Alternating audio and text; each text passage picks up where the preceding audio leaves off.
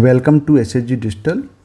आज हम इस वीडियो में आपको आईटी मेन 2025 3 अप्रैल शिफ्ट 1 का क्वेश्चन नंबर 12 डिस्कस कर रहे हैं। देखिए, let g be a differential function such that 0 to x gt dt equal to x minus integral 0 to x t gt dt व x greater equal 0 and let y equal to yx satisfying the differential equation dy by dx minus y tan x equal to twice of x plus 1 sec x into gx where x belongs to 0 to pi by 2 y 0 equal 0 then find the value of y pi by 3।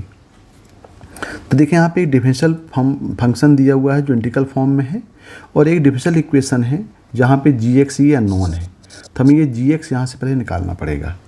तो देखिए यहाँ पे क्या दिया हुआ है integral function 0 to x gt dt equal to x minus 0 to x t gt dt। तो हमें ये जो यहाँ पे gx निकालना है, इसके लिए हमें इस फंक्शन को डिफरेंशिएट करना पड़ेगा।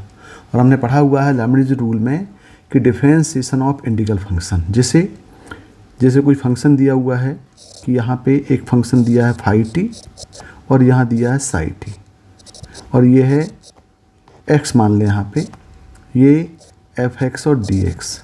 अब यदि हम इसको फंक्शन को डिफरेंशिएट करना रिस्पेक्ट टू x यदि डिफरेंशिएट करें तो क्या होता है कि अपर लिमिट को पहले फंक्शन में प्लेस करता है, मतलब ये होगा f ऑफ फाई एक्स, फिर इसका डेरिवेटिव हो जाएगा फाई डैश एक्स, बिल्कुल similar minus f of phi x और फिर उसका डेरिवेटिव।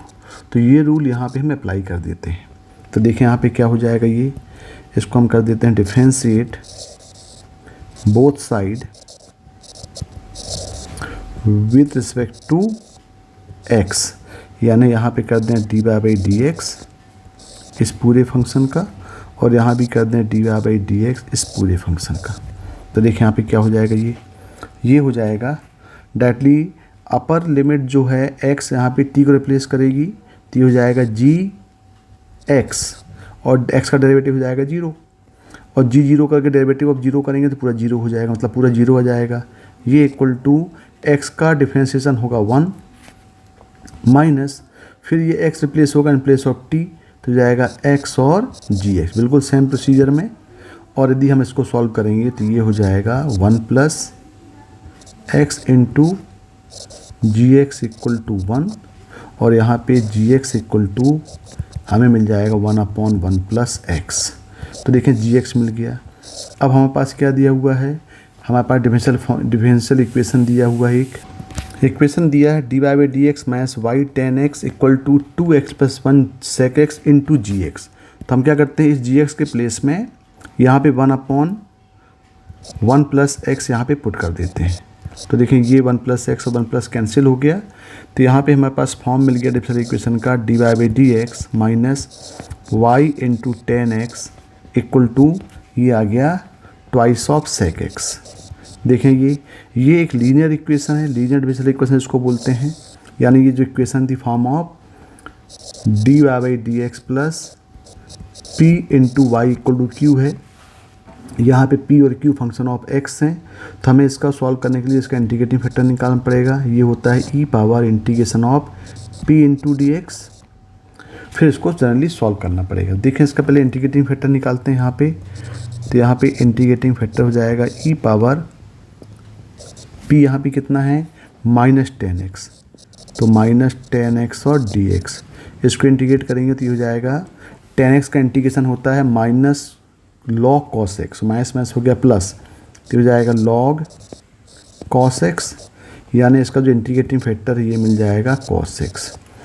इसके बाद इसका सोल्यूशन निकालें तो इसका सोल्यूशन क्या होता है, इसका सोल्यूशन होता है y into integrating factor equal to integration q into integrating factor D x plus सी। तो यहाँ वैल्यू पुट कर दें तो हो जाएगा y that is function of x के फॉर्म में है तो वाई एक्स, ये आ गया integrating factor cos x equal to integration q की वैल्यू कितनी दिया है, ये दिया है twice of sec x into cos x d x और प्लस सी।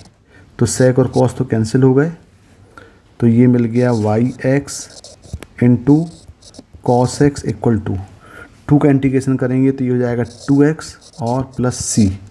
अब यहाँ देखें, यहाँ पे हमारे पास कुछ वैल्यू गिवन होगी कांस्टेंट निकालने के लिए, ये दिया हुआ है y0 = 0, यानी यहाँ पे हम x = 0 पुट करें तो जो y0 होगा ये भी कितना है, 0 है। तो देखो यहाँ पे पूरा 0 हो जाएगा, ये 0 = 0 प्लस c, यानी c आ गया =0। इस c की वैल्यू यहाँ पुट कर दें तो हमारे पास जो फंक्शन ये बन जाएगा yx × cos x = 2x, यानी ये बन जाएगा yx = 2x upon cos x, और फंक्शन बन गया yx = 2x sec x। ये हमारे पास फंक्शन ऑफ y बन गया। अब देखें क्वेश्चन क्या बोल रहा है। क्वेश्चन में हमको निकालना है y π/3 निकालना है, यानी यहाँ पे हम x = π/3 पुट करें। तो देखें भाई, यहाँ पे हम x = π/3 पुट कर दें तो ये हो जाएगा y π/3 = 2 इंटू ये बन गया π/3 इंटू sec π/3, और sec π/3 कितना होता है, ये 2 हो जाता है। तो ये हो जाएगा 2 इंटू π/3 इंटू 2, यानी टोटल हो जाएगा ये 4 π/3। तो इसका जो आंसर है, आंसर कितना आएगा, 4 π/3 आएगा। देखें ज़रा इसके ऑप्शंस क्या दिए गए हैं। तो 12th का आंसर 4 π/3 मतलब 2 होगा। Okay, thank you.